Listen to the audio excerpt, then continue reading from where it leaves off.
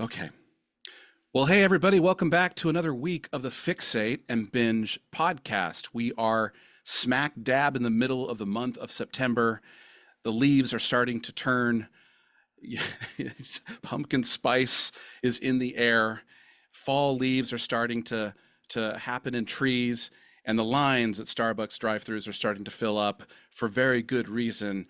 I don't know about you, but I love the fall. Yes, I love the way things look when trees are desiccated and things are beginning to die as we prepare for Halloween, which is such a fun era, a fun month of October. But needless to say, I'm happy that the weather is starting to cool. I live here in the Central Valley of California, as you may know, and it is miserably hot.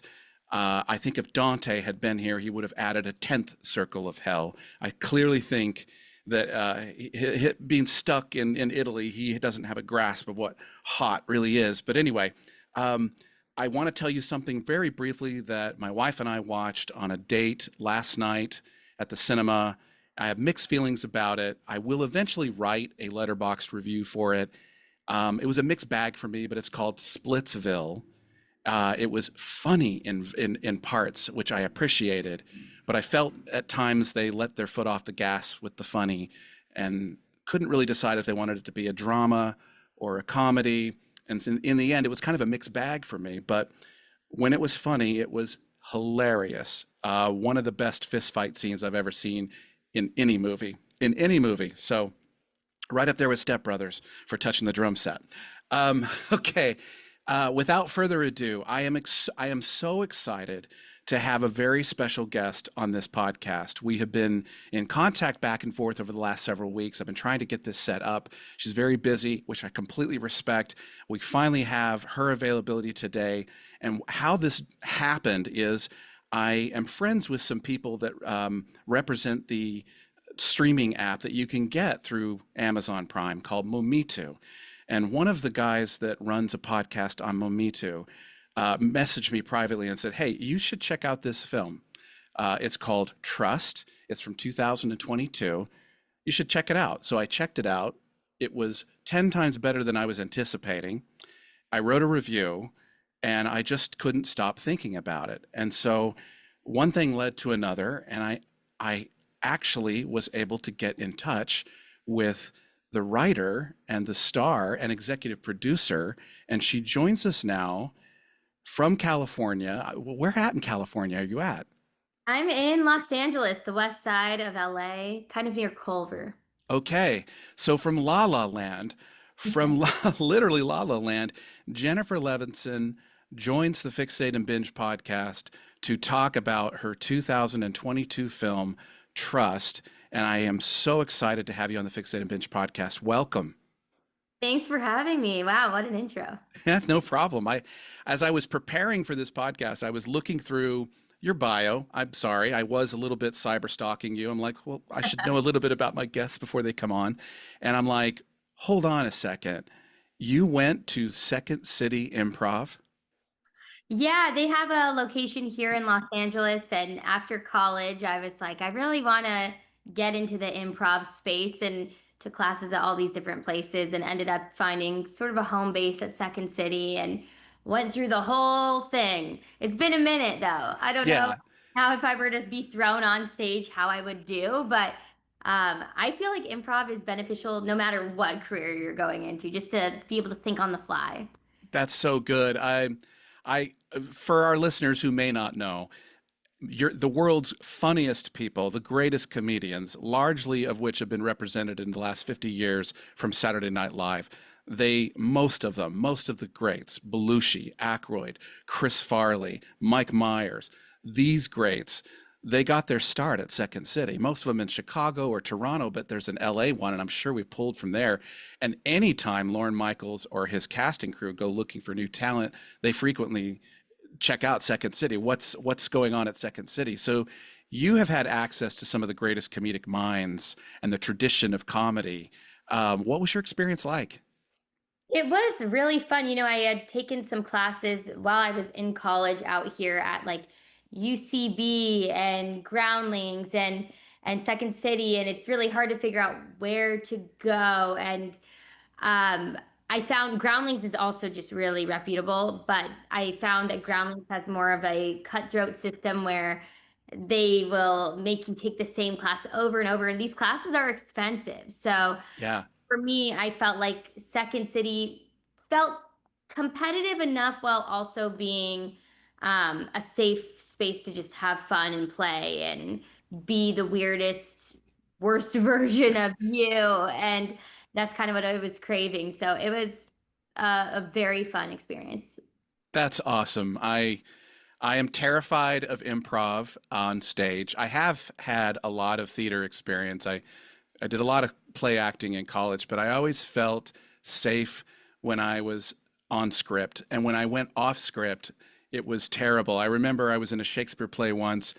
An actor missed a cue and it horrified me for the longest 90 seconds of my life. They didn't come on stage. How do you ad lib Shakespeare? And so it terrified me so much that I memorized a sonnet so that and I never got to use it, but if there was ever an instance where in a Shakespeare play someone missed a cue, didn't come on stage, to fill the dead air, I was just going to slowly recite a Shakespearean sonnet, and I never got my chance to do that. So I have been terrified of improv, and so when I watch America's Whose Line Is It Anyway, is what I mean. When I watch this, and I've even gone and seen those guys on stage. They came to Modesto a couple years ago, and I saw Ryan Stiles and all these guys, and they were doing it in front of a live audience. I'm impressed with anybody who does improv, the way you can think on your feet and just let yourself go. Anyway, I'm in awe. It's a challenge. Yeah. It's actually I do a lot of on-camera hosting stuff that's kind of how I pay the bills in between the film stuff. And to me, that's my newest form of improv because you're constantly I do a lot of like on-camera stuff with a live feed, so I'm having to respond to viewers while doing a bunch of other stuff, and I find that improv helps a lot. That's so cool. That's really cool. And it's a skill I don't have. It's a skill that terrifies me to this day. And so I have a lot of appreciation for you just putting yourself out there. And Second City is no slouch. That is a prestigious, one of the world's greatest improv schools, and you've done it. And I think that's just amazing. I would love to move on to the inklings, the origins of this wonderful film. I'm aware that there was a short film in 2020 mostly of the same name. And I wanted to know if you could just talk about where was the first spark of this film? Where does it come from? Yeah, so I've always wanted to make films, and I studied theater in college and kind of got stuck in the digital space after college. I think it was like the comeuppance of the interwebs, and I thought that might open some doors for me. It's very interesting to see how social media and digital content plays into narrative content. But I kind of felt as though I was getting pigeonholed in this one direction of being just like a version of myself online, and that's not what I want to do. So I was trying to think of like how I can take a little more control over my career. And I started just writing shorts, and this one came to be because I love my family, my immediate family, but have some fractured dynamics in that, and a lot of them have to do with trust issues and death. And I was always disappointed to see the ways in which people were navigating death, and all of a sudden there's a handout. And I kind of wanted to just touch on that. And I sat down one day and just wrote the short pretty quickly and was like, I just want to make this. Um, and I had other actors in mind for who would be the siblings, and then just kind of put the crew together, hit the ground running. For me, I think the best way to be a filmmaker is just to do it. And so I didn't really know what I was doing at the time, but just kind of I had done enough shorts by that time where I felt confident to take more of a leadership role and bring on the crew and the cast. And that's kind of how it all came to be. I got to appreciate that type of moxie. That's a word we don't use very often, but moxie, some people call it balls, some people call it, you've got bravery, you've got courage. I call it just fearlessness, really. I remember reading a little bit about the young Orson Welles, who was doing radio shows, and he had like this theater group, and they were extremely loyal, and they put on these huge productions off Broadway, and they would just become the talk of the town. And then more people were lining up to see his plays than they were seeing Broadway productions. And I'm like, he's 26. Wow. He's like 26 years old, and he's just fearless. He has just no fear. He's just, I have a vision. I want to do this. Who's coming with me? And so many did. And it was, I mean, he's fantastic. And I look at you and I'm just thinking, you know, that's fearless just to do it. Just be like, you know what? I have a vision. I have a dream. And why can't I do it? Just go for it. Thanks. That's awesome. That's really, really good. I was going to say when I watched the film, and by the way, I watched it again this week because I wanted to have it fresh. When I watched the film, and it's a word I use a lot in this podcast, so I don't want to beat the word to death, but I can't think of any better word for it. I'm not surprised to hear from you that some of this did come from your real experiences, your interactions with family. Maybe some relationships are a bit fractured, maybe they still are, because this felt like a lived in experience. This felt extremely authentic. Like somebody who wrote this experienced part of this or some of it in some way, because I don't think you can just fabricate how authentic that felt on the screen. That's my feeling. So I'm Thanks. not, yeah, go ahead. I mean, for the short, obviously it's way more contained, but in the feature there were exact things that I like copy pasted. And it's funny because you hear as a filmmaker, drama is like the least sellable genre ever. But I really wanted to tell this story. And it's not like it's some unique, original experience, but it's personal to me. I know other people would resonate with it. So I ran with it. But there are definitely instances where watching it or even writing the script, I had to have my director kind of check me on certain things that are going to translate better on screen versus the actuality of events. Like there are certain things that I wrote into the original script where he was like, this seems too much. Like I don't think I would believe this. So we got to reel it back, which to me is hilarious because I'm like, how? Where I thought scripts are going to be more dramatic, but yeah, they're like the funeral scene was very similar to my grandfather's actual funeral. Oh, wow. Wow. This reminds me a little bit of Jason Alexander complaining to Larry David. He's like, my character, what's this? What is he doing? I don't understand this. That's ridiculous. This isn't believable. And then Larry David looking at him and go, that actually happened to me. Yeah. Uh, I actually did have to sneak into my girlfriend's apartment and change the voice message I left on her answering machine or whatever. And that's when he was like, "Whoa, this is a real thing." Yes, it's a real thing. Some of the funniest things that Are real. happen are culled from real life. Um, I wanted to talk a little bit about there's a nice mix of drama, humor, family conflict, and I think in this film it blends beautifully. What I was intimating in my brief reaction to the new film in theaters now, Splitsville, is that it doesn't quite connect with me. They couldn't decide if it was a comedy or a drama, and when they tried to mix them, it fell flat for me. It didn't always work. But your film, um, it blends beautifully. There is comedy mixed in with grief, with family conflict. And was it always your intention to find the humor in a otherwise awful occurrence situation that happens to families?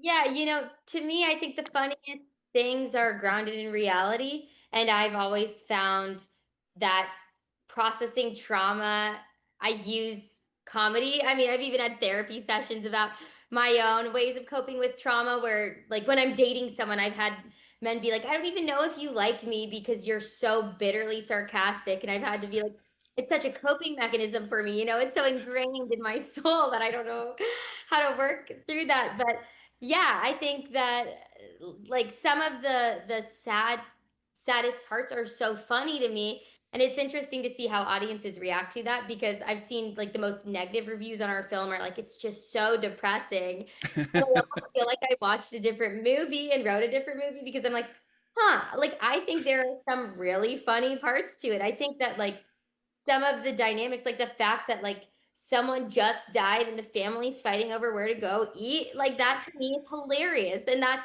also was like an exact copy paste for my own life, where I was sitting there like, are we really fighting over where to go? Just someone make a goddamn choice. Like, why having this discussion right now? And I feel like the people who get it, and the people who don't. I think the film is very polarizing in a specific type of balance. So I'm glad you were able to pick up on the humor of it. Yeah, I once went to a funeral and somebody's cell phone went off during one of the eulogies, and that happened in your film. Yeah. And there's just this horrible feeling like, what the hell? Who wouldn't just turn their phone off when they came into the chapel or the like what? I mean, it's like the worst time for your phone to go off. It's I can't think of a more socially unacceptable place for a phone to go off. It's just little moments like that where I'm like, I've actually been in a funeral where that's happened. The other thing I thought that was really on the nose and does happen is the way the actress playing your older sister, Trini, comes in at the last minute after everything has been. I mean, I've planned a funeral before. I mean, we could talk about that in a little bit. I planned a funeral for my grandfather, and I had to write his obituary in the newspaper, and it would be the worst thing if someone came in after everybody had done all of the dog work to come in and try and have their moment after all this other work has been done. And when she came in and sang her song, I couldn't stop laughing. Singing off key, and her boyfriend Max was just like vibing with it, and then they're making out in the funeral home afterwards or whatever, and I'm like, seriously? Yeah. Yeah. I mean, if anyone has watched this film and doesn't think that it finds humor, you're wrong. And I love cringe comedy. I like Curb Your Enthusiasm. I like Ricky Gervais comedy shows, from Extras to Derek and things like that. I love cringe comedy, and this leans into the cringe, and yet I felt like I had had these experiences myself. So, Thank you for saying that. Yeah, I love cringe comedy, and also like the singing. That was something that happened at the actual funeral.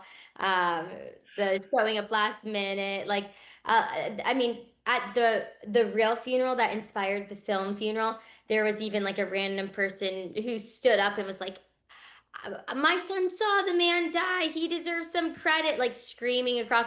And I originally put that in there, and then you got to like pick and choose what makes sense. So it's funny because people who watch it are probably like, "This is really dramatic," and I'm like, "Oh, it was way worse. It was way worse."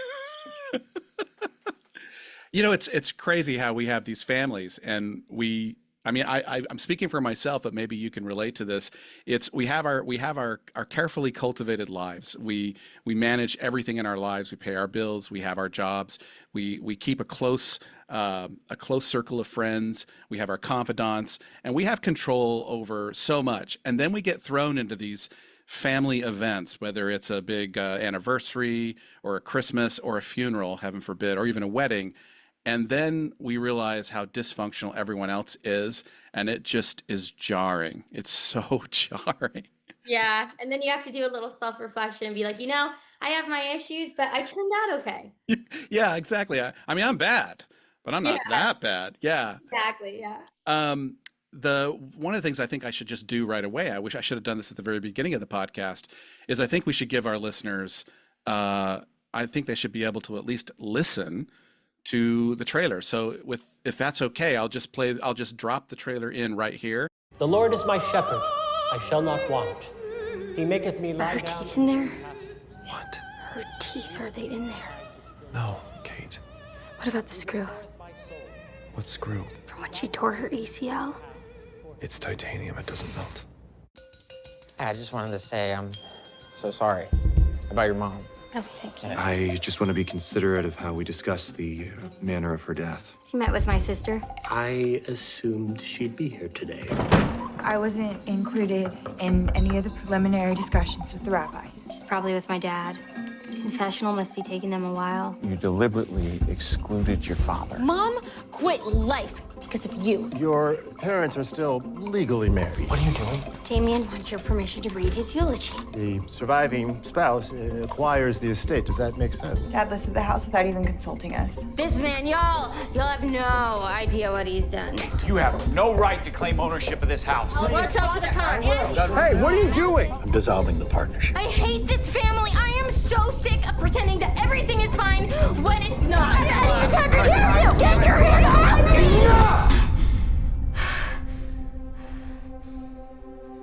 When she started going downhill, Mom tried to hide things from me to protect me. While I continued about my normal day-to-day life, she faded further and further away. There's nothing I can do to change what's already been done. Why didn't you talk to us first, Dad? My whole life fell apart in there. And now it is just a cage. My pain is justified. I will be okay. Funny how I'm related to these freaks, isn't it? Excuse me for one moment, please. Okay, we're back. So that is the trailer for Trust. You can stream that for free right now if you have an Amazon Prime account. If you have a Momito account, which is streamed through Prime, you can also access it there. So there's a lot of films out there called Trust. Make no mistake about it, this is the 2022 Trust. It's not the Trust, it's just Trust. And Trust has a double meaning here. And I wanted to ask you, Jennifer, if you could explain the double meaning to Trust. Yes, absolutely. Okay, so the double meaning of trust, and honestly, not the best title to choose because when you go to search Trust, there are so many films called Trust. So like you mentioned, got to do a little searching. But if you search Trust and Jennifer Levinson, you'll find it. Yeah. It is a play on who you can trust in terms of family, friends, just like that meaning, but also the financial trust and how burdened a family becomes by finances when death is involved, or just across the board. I mean, the way finances just destroy families is insane and sad. You know, thank you for explaining that. I had my grandfather, which I referenced earlier. He was a rancher, a cattleman, farmer dude out in Montana, out in a small town. And I went and spent his last moments with him. So it was me, my brother, and my aunt, and my cousin, my aunt's daughter. And I was asked to come out as soon as I could because my aunt's daughter was doing a little bit what Trini does in this film. She showed up from Spokane with a truck and started just claiming things, even before he'd expired. I want this, and I want that, and so-and-so wants the four-wheeler, and dibs on Grandpa's extra truck, and was literally casing the place. And my aunt, in a plea, called to me in California and my brother in Florida, and my brother drove from Florida to California to pick me up, and we made it there just in time. And yeah, so somebody going through and just claiming, and when we got there, it was like, well, you've taken your cut, you've decided what you wanted to take. It was so when I'm watching this in your film, I'm watching someone do this, I'm like, this must happen all the time. Yeah, it's happened in my own real life, and then also watching this at festivals. I've had so many people come up to me and tell me their own experiences. So like I mentioned earlier, obviously this is not some original concept that hasn't happened before, but I really, when writing this, was like, I know I'm not the only one who's gone through these things. And I personally, obviously there's that genre of escapism with movies, but I love a good movie that really makes me feel like I'm not alone in whatever it is I'm going through. So I think this is that type of movie for a lot of people. Thank you. This is awesome. Were there any other particular films or playwrights or stories out there that you had seen, other than your own personal experiences, that inspired you, or you felt there was some influence on your work? Yeah, randomly Punch Drunk Love, the family scenes in that, those, I was like, it's so funny to me the way the family bickers in that. So that was one. And then I don't even know if I'd seen Shiva Baby until after, but I think there are some similarities, some comparisons. And I'm trying to think of what else might have inspired it. I'm sure I had some other thoughts, like um, the oneer. I wrote it as a oneer, and I'm trying to remember what film may have inspired that. But no, I mean the main thing that comes to mind is just the punch drunk love family scenes. Adam Sandler with his 5 or 6 sisters. Right? Yeah. Yeah, I love Paul Thomas Anderson. He's a genius. And that was the first Adam Sandler film I had seen that was just like, this guy can act. Yeah. Yeah, I love that. That's great. It's one of my favorites. So you not only wrote the film, but you starred in it. How is that juggling dual roles on a set? How was that experience? It was a challenge that I would not recommend, but as I say that, I'm like gearing up, trying to pitch films, do it again, it's one thing to write it and then kind of leave that aside. I think the hardest part is when you're making an indie, you're inevitably wearing so many hats. And so, like, we had our producer, but also as the executive producer, I'm having to do so many producerial tasks. So it was a lot of work, like signing checks in between takes to coordinating where to park the next day. And I was the first person to open the set and the last person to leave. Wow. So it's definitely uh a challenge to try and like snap back and forth between like, okay, I'm acting right now, but I'm also producing. And even though we have people, you really have to trust the crew you hire. But as you're on set, you kind of pick up on like who maybe is slacking in this and how do I need to compensate for that, or like in terms of continuity with hair and makeup or X, Y, and Z. I'm thinking of every possible thing at the same time. Um, and same with the director. He obviously had his director role, but he ended up editing the film too. So he's shooting with an editorial like mindset, and then we're also like producing partners. So it's a fine balance. And if I could do it again, it would be nice to not have to produce in any sort of way. But at the same time, I think it really was a fast track to learning how to be a producer. And I feel really confident in doing that if someone else were to just hire me on for that particular sort of task. I enjoy it. I love it. It's fun. But Well, you certainly jumped into the deep end, and you've got, I wouldn't say you've got your wings but you got your flippers for sure. You've got your flippers from that experience. The thing I was going to ask, speaking of editing and directing and all of that, there is, and I've enjoyed it both times I've watched it. The first time I watch it, about halfway through, I'm like, wait a minute, is this one take?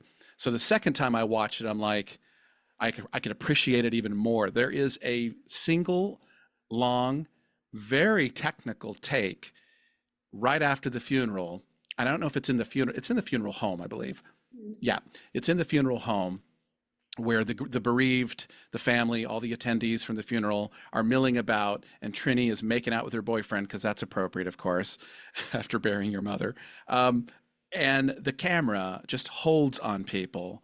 And I'm always amazed by long takes, and there's so much going on, and everyone is in the zone. Can you explain to me how much prep went into that single long take? Yeah, so it's funny. I wrote it as a oneer because I just remember being at my grandpa's funeral, and this was based off of a funeral. I think I was like 10 or 12. I was really young, and I remember just feeling so overwhelmed by my family. I went up to the rabbi, I apologized. I was like, I don't know how I'm related to these freaks. And to like capture that sort of suffocating feeling of just you can't escape no matter where you go, and it's overwhelming. And I feel like the best way to do that for me felt like a oneer. And then the director was like, yeah, I'd love this as a oneer, but also for financial reasons, we don't have the time to do it any other way. Whereas our producer was like, there's no way we're going to do this as a oneer. And it was just funny, the back and forth discussion. So, I mean, the prep was a lot of back and forth discussions of like, is this even feasible? And Almog, the director, and I were like, Well, it better be because we don't have another option. So it was basically we had one day to shoot that. The whole morning was just rehearsal, rehearsal, rehearsal. The floor was covered in so many different colored marks. And then the second half of the day was take after take after take. And I remember Almog loves his takes. If he could, he would do takes all week on the same scene. But he'll say that he does it to just get the best take. But like we were all taking bets, like how many takes is it going to be until we get the right one, and it was 17. So it was Wow. but it's funny because like my dad was one of the extras. I wanted him to see what it is I do, and so he was terrible. Never hiring him again for money, but I love him. He's like at the way beginning, and it was just so fun. Like if one person messes up, and that's the thing is like in the take we did go with, I'm like, dang, that's my worst performance. You know? But it's like you got to find the one that has the most meshed elements. It's like if the camera messes up, or like we had one actor who was a little bit of a challenge and saying things that weren't in the script. And he was saying these things halfway through. We got through the oneer, and it was like halfway through. He was just shouting things that were like, hell, is that the guy you're talking about? And we're like, you're supposed to be related to him. Why are you saying that? You know, and it just completely messes up. And then you have to start over. So yeah, it was an interesting experience of just like everyone really has to be on their ish. And if they're not, then it kind of is what it is. And we have to find the take that does it the best. But overall, even though I'm obviously going to be the most critical of myself in all of this movie, but I watch back and I'm like, we did it. You know, I think it was good. We did it. We pulled it off. And I think Almog's a brilliant director. So I'm really, really proud of how it turned out. I thought it looked wonderful. I didn't see anything in that, and I've watched it now twice, so I didn't see anything in that take that looked unnatural or rehearsed. Everything, the movements, everything looked like people were moving with purpose. It didn't look like people were, oh, I stand here on this line. Oh, I stand here for the perfect lighting. And you can see examples of that in under rehearsed plays, you know, like, hey, it's dress rehearsal. All right, curtain opens and you're standing downstage left.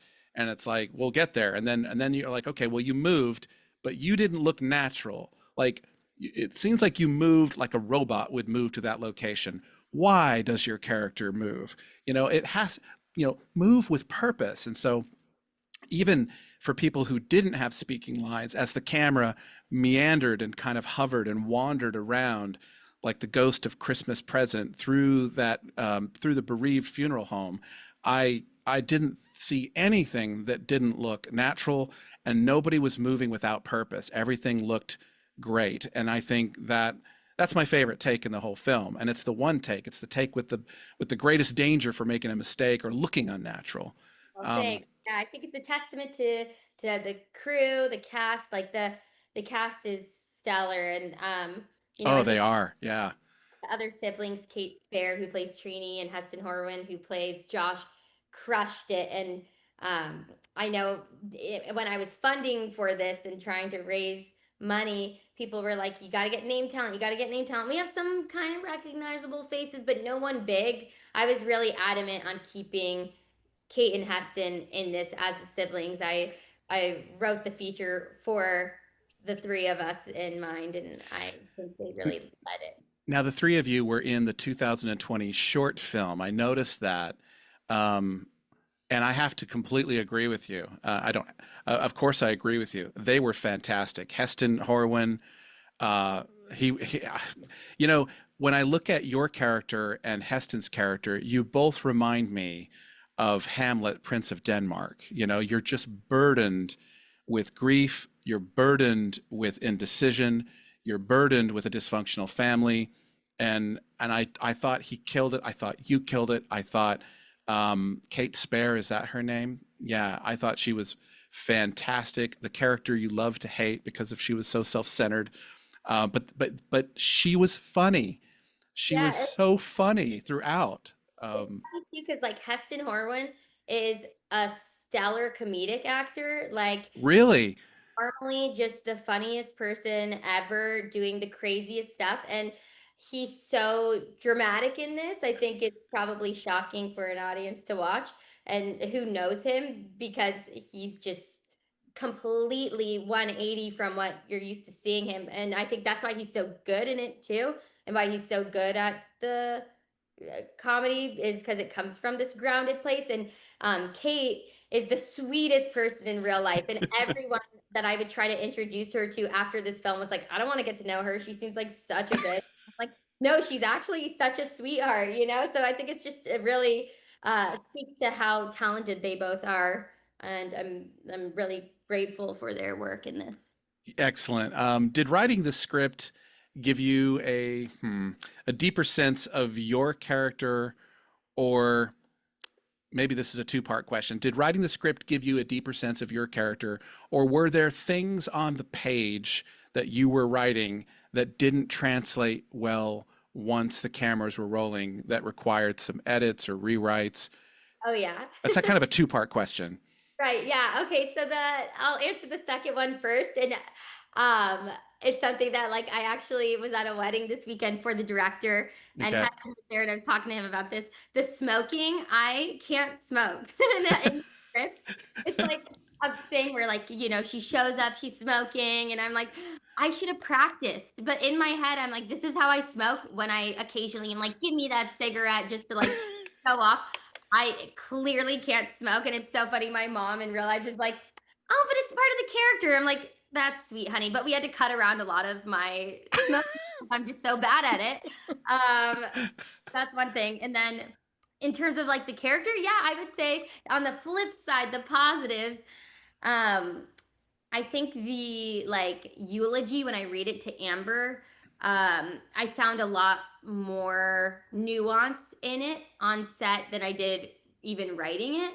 Like, I knew that that needed to be a critical moment, but I think you often, as an actor or writer, think of like these critical moments as this big dramatic outburst, but there's so much of that already in the script that it's almost like this really toned down moment of just like spilling your heart without trying to like show it. So I'm glad I was able to find the levels in that when we wrote that. That was very powerful. Yeah, I agree, and I think I think you absolutely nailed that part. There was another quiet moment with your character in the film that really resonated with me, and it called back. It called back to something you said at the eulogy originally in the funeral home, and it was when there's a. I mean, like the dysfunctional family just reaches a point, and the level of betrayal reaches a point where it's untenable. You just can't put up with it, and you get in your car and you drive to the beach and you go into the water. And I that linked up wonderfully to a special moment you had with your mom after a breakup. And I thought that sometimes it's not so much what's said. It's one of the great things about film, that maybe you can't see it on the page when it's being written, but when it is translated to the screen, it's one of the most powerful moments, is when you go into the ocean and you're holding that necklace of your mom, the remains of your mom. And that was just a great moment, powerful moment. Thanks. Yeah. So what is the most memorable reaction you've had to this film? There's been a few, but I think the biggest one was we went to a film festival. Maybe it was Sedona International, and one of the audience members was like, I hated the ending. And I was like, all right, tell me more. And they found it to be really hopeless, and was like very passionately angry about the ending. And without giving the ending away, I appreciated the passion behind what this person was saying. I'm like, whether or not you like it, I am intrigued. I think it speaks to the human experience to know like why you're feeling so affected by it. And to me, just hearing the upset and like the reasoning behind it and why this person would have wanted something differently made me feel validated in the way that I chose to write it. Yeah. No, that's very good. Wow. When I, just so our listeners know, we're not going to spoil the ending. You need to see the film. I want you to see this. But the way it ended, I understood it. It was like, I get it.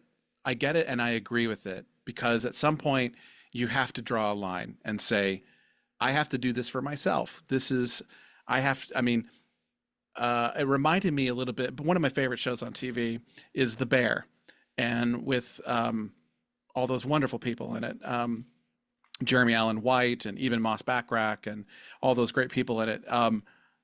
There is a character in the series, The Bear, who leaves. He leaves. The backstory is he leaves because of trauma, because of problems with his family, and he had to do what was best for him, because he has to go on living and go on making his way forward. And so I get it. I've had that in my own family. We have family that don't talk to each other. I had a brother that celebrated his 50th birthday this week, and I was the only one that wished him happy birthday. And I've got multiple siblings, but he admits I'm not on socials and I don't interact with people. It's attention I don't want. So he has done this. He has completely removed himself. And so every now and then I'll check in with him and find out if he's still alive and kicking, and wish him happy birthday or Merry Christmas. But I get it. Yeah, sorry for riffing on that, but I loved your ending. Well, thank you. No, I love hearing how it relates to people. So thank you for sharing. Yeah, I will just say I say it with some reluctance because I don't want to get in trouble with my wife. But most people listening to this don't know my wife or my wife's mother. But my mother-in-law passed away suddenly in 2022. From the date of diagnosis to the day of that she passed, 6 weeks with a brain tumor. And it was rapid and aggressive, and it explained all of her headaches, that she'd been reluctant to go to a doctor to get looked at. And at one point there was almost intervention. You need to go to the doctor. And when the news came, it was too late really to do anything and intervene. And the stereotype is that mother-in-laws tend to be monsters with their son-in-laws.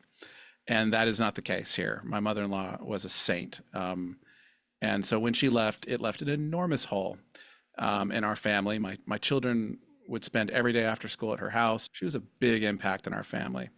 And when she passed, the way my father-in-law handled it, I don't want to get into too much personal stuff in case they ever listen to this, but it was shameful. And the way he didn't honor some of her wishes. So when I'm watching your film and you're like, that's not what mother wanted, or she's Jewish. I love that bit. That's so funny. I'm like, there was a little bit of that going on with my own mother-in-law's funeral. Some of her wishes weren't honored. Anyway, it's just another example of how I related to this. Yeah, well, I'm sorry. I'm sorry for your loss, and I'm sorry that you can relate, but I also relate to that. Yeah, it's unfortunate the way people react, and people you love and admire too. It's like, why are you behaving this way? Yeah, it's and I will say this because I have a sister-in-law that won't listen to this. She behaved exactly like Trini. She went through the jewelry cabinet. She went through the personal effects. She had already pulled out what she wanted. And there was no discussion of, well, are you going to consult the other siblings? Are you going to communicate with the rest of us? Or are you just going to take your cut? And so there was a lot of angry feelings, a lot of people. Somebody was upset that their second husband's stepchild wasn't included in the obituary, in the list of survivors. And this went back and forth and until, and I'm writing the obituary. I wrote the obituary for my mother-in-law and my grandpa, but I'm writing the obituary. And this went back and forth for 2-3 days before we could put it in the paper. And in the end, I was at, you know what, just mention this person. Right. Right. Okay. She survived by somebody she never met or knew. Yeah. It's like, what's the point? Yeah. So there was a little bit of that going on. So now that you've told this story, what other projects that are upcoming are you most excited about, or that you can talk about? Yeah, so I have my hands in too many piles that I need to figure out how to reel it back in sometimes. The next thing that I have been working on with the co-writer, his name's Danny, is called How to Hunt a Narcissist. Oh, And wow. yeah, it's kind of a mix of drama, sci-fi, horror. Um, I love to write based on my own experiences, my own life. So that's like my second child after Trust, but it's one that I absolutely cannot self-produce. I would need to get like real funding for it. So that is one that I'm really excited for. And then Almog, the director, and I have a bunch of other projects that I'm still excited about, a little more like fun, flavorful things like a horror movie called Tagged that we're currently pitching around. Um, and then we're developing this horror movie called Age. And then we've just met up after his wedding. I'm so obnoxious. I'm like, "Yay, you're married. Okay, back to work." But we met up. Like, it's so hard to wait for funding. And like, I went the equity investment route for Trust. He's been trying to get traditional funding for his feature for so long, and I'm impatient. So I'm like, let's write something that's like 2 to 3 people in one location so we can make it as soon as possible. So now we're developing that as of like 3 days ago. So Wow.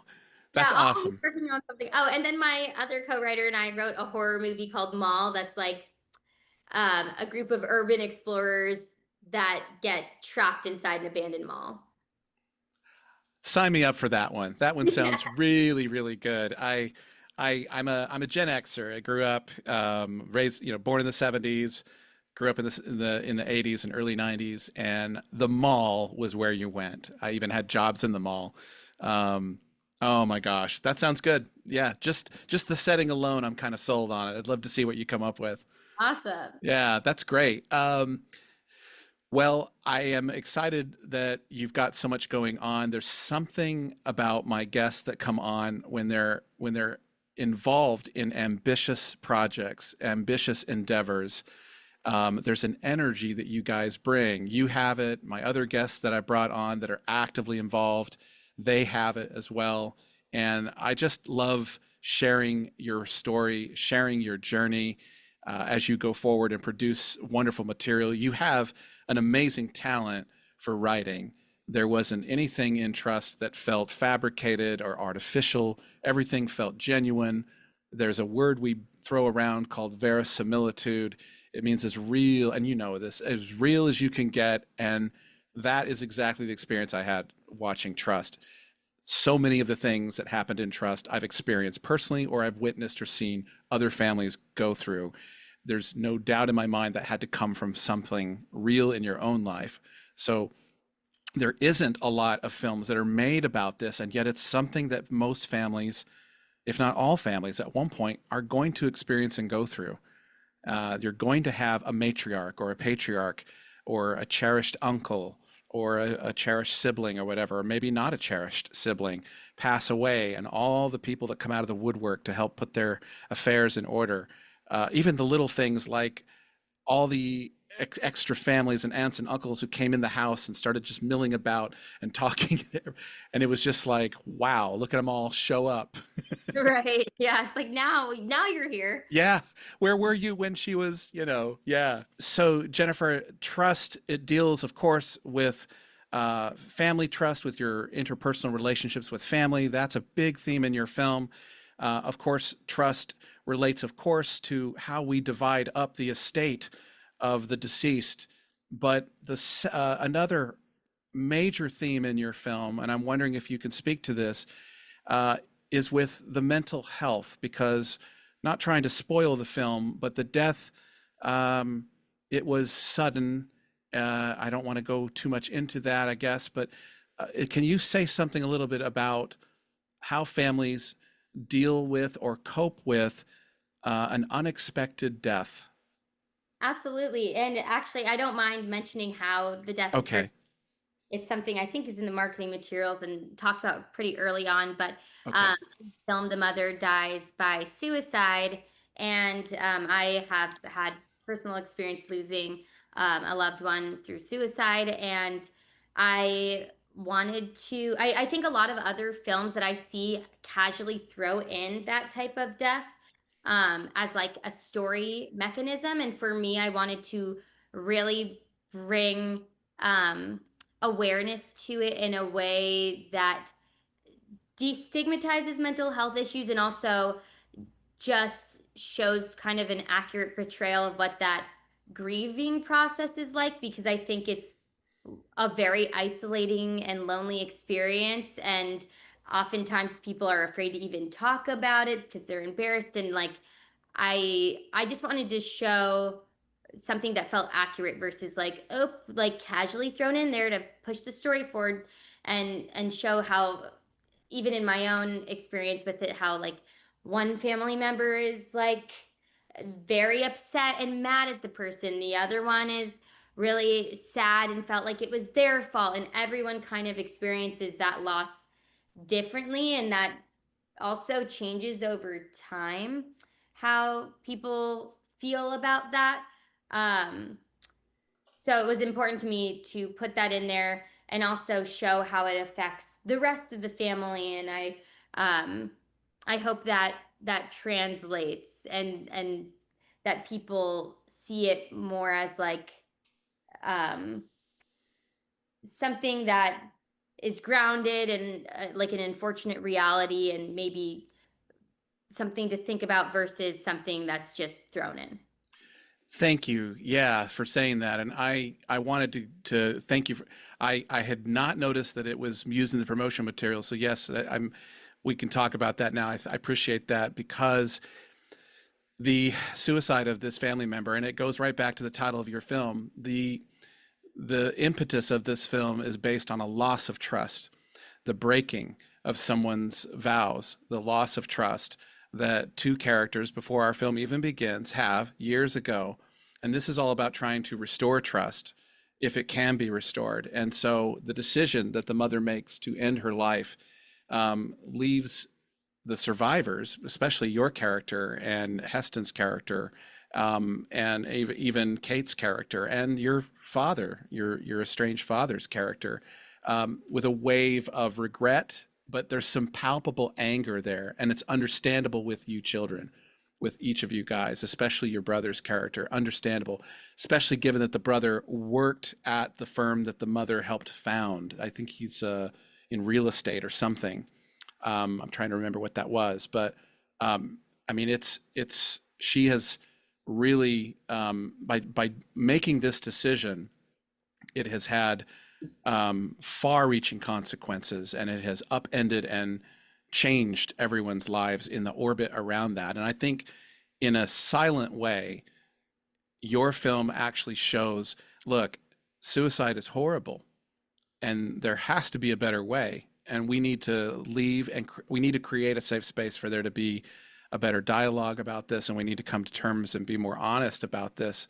But your death, or untimely death, or anyone's death like this, can have devastating consequences for the people who have to survive and endure and go on after such a terrible decision.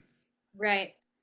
That was the goal. And also showing, when someone makes that decision, I think and everyone's experience is different, but I presume oftentimes they think that they're leaving behind a better world for the people that they care about, and that's just not the case at all.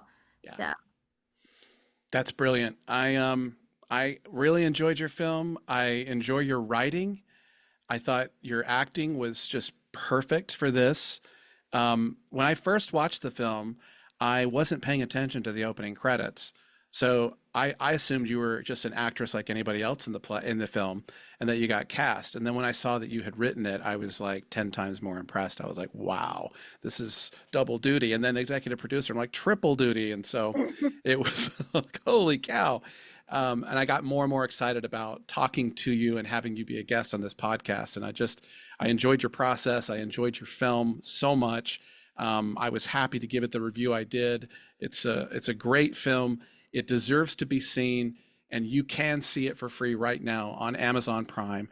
Type in Jennifer Levinson, Trust, or Trust 2022. Read the synopsis. It's about a family grieving about the untimed demise of a character. And settle into it. I think you're going to relate to it. And especially for anybody of any listeners out there who have lost somebody near and dear to you, I urge you to see this film. It'll make you laugh. It'll make you cry. So, and I loved all that about your film. So thank you. Thank you for making this film. Thank you for conceiving and courageously coming forward and getting a crew together and bringing your vision to fruition. Thank you for doing that. Thank you so much for all the kind feedback and taking the time to watch and to chat with me. It's my pleasure. And Jennifer, anything else that you have going on that you ever want to just come on this podcast and talk about or pitch or say, hey, I've got a new project and it's just coming out or whatever, you are welcome back here anytime you want to do it. Oh, well, I appreciate it. Thanks. Hopefully more to come. Fingers crossed. My fingers are crossed too for you. Well, listen, gang, thank you for joining us for this week of the Fixate Binge podcast. Next week, I've got a wonderful guest. His name is Cedric Cabrera, and you can recently watch him in scenes with Pedro Pascal in Freaky Tales, streaming right now on HBO Max. So he'll be my guest on the next episode of the Fixate Binge podcast. For everybody else out there, I hope you're having a wonderful week. I hope that you are kind to yourself. When you look at yourself in the mirror, that you praise things that are worth praising. I think our inner voices need to be kinder and gentler in our ears. We are the worst critics of ourselves. And Jennifer, you said it earlier, no one's going to critique me more than myself, and I hope that as we go through life, our inner voice is nicer and more courteous to us, because life is hard and we need to be respectful of the journey. Anyway, you guys have a great one. I'll see you next week. Bye.